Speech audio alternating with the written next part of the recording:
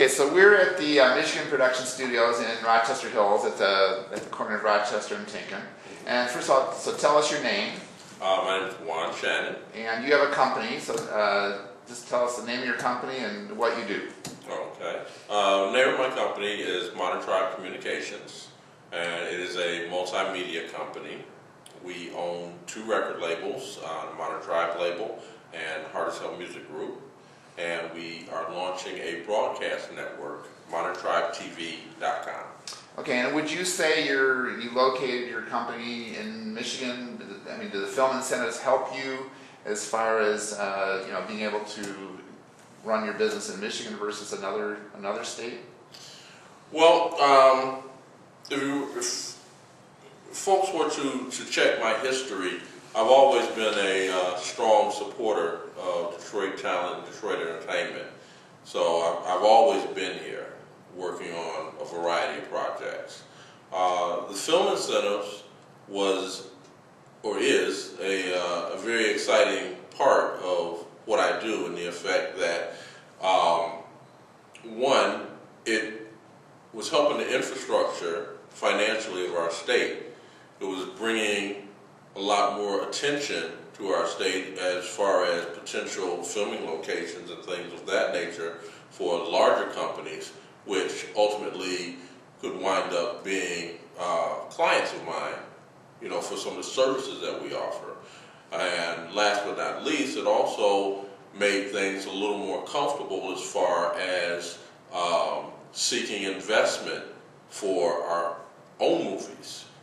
We've just completed a feature-length film called West Bloomfield, and we're working on a very large action thriller. And having the film incentives was one of the things that we were counting on, or are counting on, because it has a proposal so far. We seriously hope that everything works out well for that. But having the film incentives is a bargaining tool for production companies that are located here in Michigan to get the investment dollars to do their projects.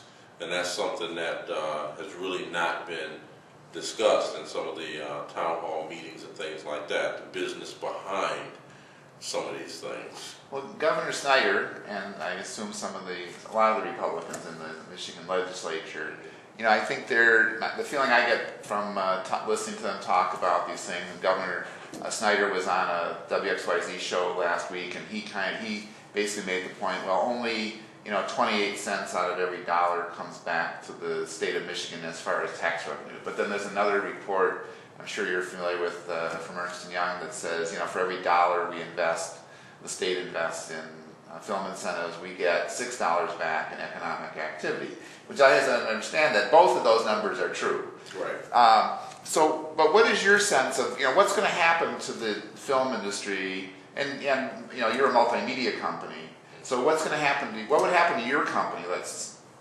get specific, if the film incentives went away or there was a cap, what's going to happen to your business? Well, specifically, what will happen to us, we're a diversified company. So film is not the major proponent of what we do. However, what will happen is that we, just like any other film company, if we wanted to bargain with an investor or what have you, if we needed to, we'd shoot a film in another state, which means that we would take those dollars to another state that would make it cozy and comfortable for us to do the project and to seek investments and make it happen. Well, because one of the arguments too is, well, the film industry will go wherever the incentives are, and they'll, even if we establish the film industry in Michigan and the film incentives stay, at some point, I assume everyone's going to want to say, hey, 42%, we got the industry developed here in Michigan now, we need to start lowering these incentives. Do you think, if that were the case, let's say these incentives stay for now, but let's say 5 years from now they maybe ratchet down you know, a certain percentage each year. Do you think once the industry is established in Michigan, even if the incentives get smaller, that the you know, the producers will still come to Michigan with smaller incentives? I'm glad you mentioned that, because I watched the Detroit 2020 thing with Mayor Bing and Governor Snyder, and that was one of the questions that they brought up. From what I understand and what I've been watching is that the film incentives were put here for a certain time period to develop the infrastructure. And true enough, your Universal or your Sony or Miramax or whoever may follow the film incentives, you know, to do their different projects, and so will we, you know, to a certain extent. But the difference is that within a certain period of time, with the infrastructure building here, that gives our company more credibility, more dollars, more employees, more reason to make the company successful here. We're located here.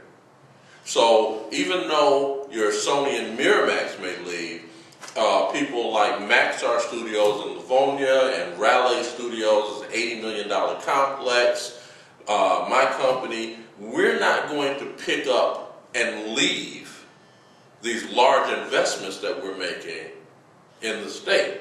So what happens is that as the incentives trickle down and the other companies that are not located here leave, it puts us in a better position because we've established this is a movie industry town. We have different projects that we're doing, and we will have built our base. Because what's happening in other, you know, like Raleigh Studios, I mean, there's not just the movies that are coming, but they're training, I mean, I assume there's actors, there are all the, you know, the grips, I don't know all the terminology, but all the people that work kind of behind the scenes are being trained. Right. So that's, I guess, really that's what the, as I understand, the incentives were for, is like you said, to get the infrastructure here. Once the infrastructure is here and established, I mean, those companies won't need the incentives anymore as much, and it won't take as much to lure some of these, you know, movie projects to come to Michigan, because now there's infrastructure here. They know they can come. There's people that are trained. They don't have to bring people, let's say, from California. They can hire Michigan employees to do the lighting and the, you know, the sound and all these things that are, you know, behind the scenes for movies. Which is one of the things that was steadily progressing.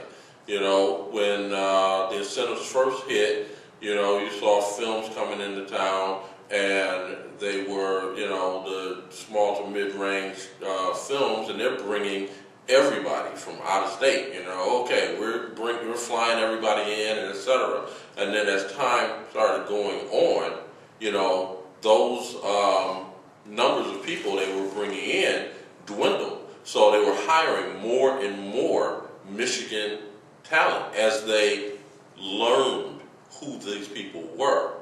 You know, when everything started off, you know, no one knew if there was someone here that could do it. So they bring their people in. You know, it's just like any other situation. You're going to hire who you trust and know can do the job. And so once they discovered, oh, there is a studio here. Oh, there is a lighting company here. Oh, there is a this and a that and a that and a this. They started using those because it's starting to cut their budgets down.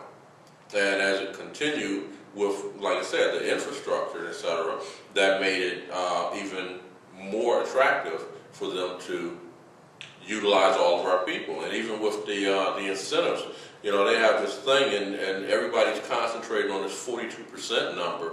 Very few of those films got 42%. And part of the criteria in order to get the 42% was to use all Michigan workers.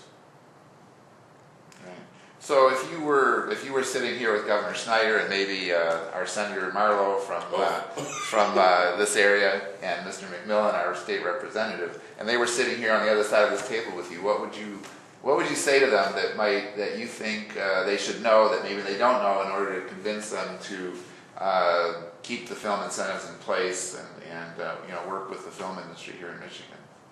Well, I have my unspoken theory of why this situation is going on politically, but I would hope that the entire story would be told.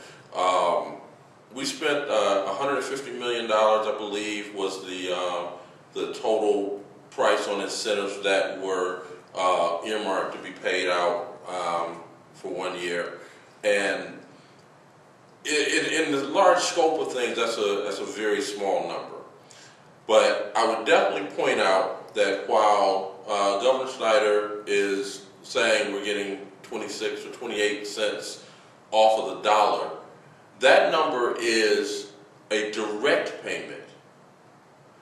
What the Ernst & Young brings up, and once again, I haven't heard anyone mention this one little fact. Okay, we're getting the 28 cents direct tax payment there. Ernst & Young's number is we got $6 for every $1